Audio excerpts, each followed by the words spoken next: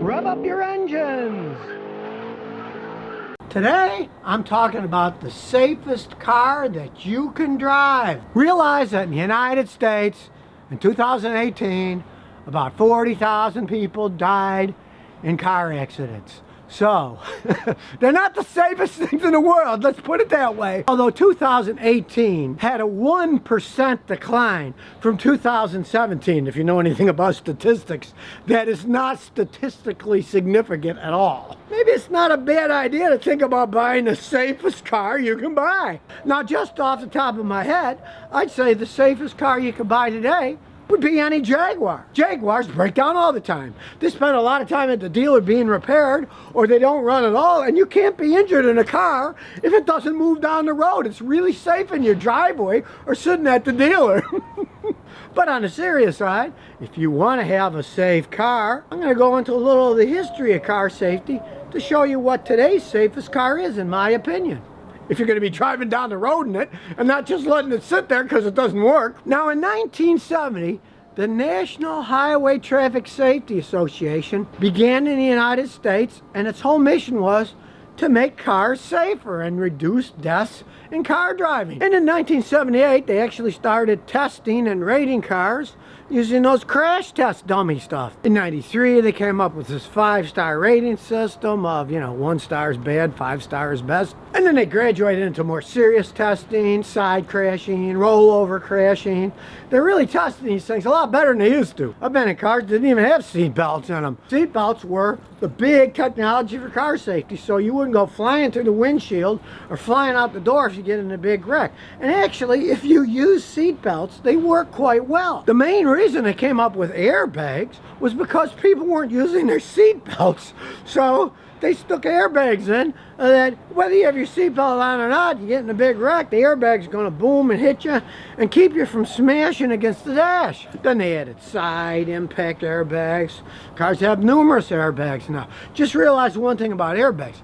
They only work once. They're an explosion. Boom. They make the airbag and then they quickly deflate. So you still want to use your seat belts. You get in a wreck, boom, they all blow off. What happens if it twirls around, then you get hit again?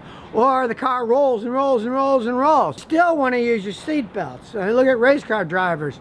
They wear seat belts. Of course, technically, the race car drivers have multi-point systems. They even have helmets that have systems that hold them in place. And if you really want the safest vehicle out there, get yourself a Formula One race car. You ever see those races? The guys fly up in the air, you think they're all dead, and then they walk away because they're inside a cage that can break away, and they're totally safe. Cars aren't that safe.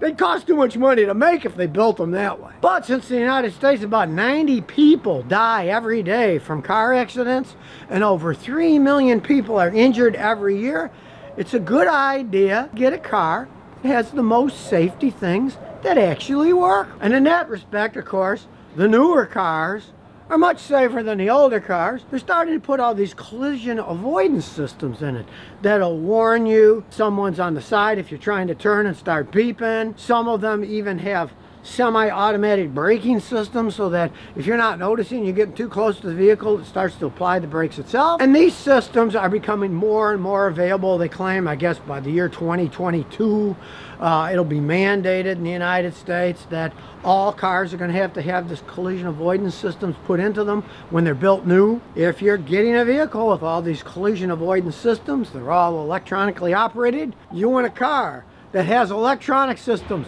that actually work and hold up over time. It's no good if there's a system that electronically can help brake your car, but it breaks down and doesn't work correctly when you need it. When I was younger, everybody said Volvos, they're the safest, they're built like tanks. And yes, decades ago, Volvos had the highest safety ratings. As of 2018, Volvo didn't even make the top 10 list of most of the people who have analyzed which cars are safer than others. Hey, 2018, the IIHS that rates safety didn't have a single Volvo with the top safety rating in it. You don't necessarily need a super heavy vehicle to be safe. Sure, when I was young, you get a big Lincoln Continental in the 1960s, it was huge.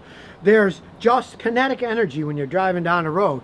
And if you have a huge Lincoln and you hit a smaller car, it's going to push the smaller car around. It was safer that way because they didn't have all these other technology. They didn't have crumple zones of cars. They didn't have airbags. So bigger was better, but today it's more technology. That said, I wouldn't be seen dead on the highway driving against these 18-wheelers in one of those little bitty smart cars. So when you take all this information in consideration, what do I really think is the safest car you can get today?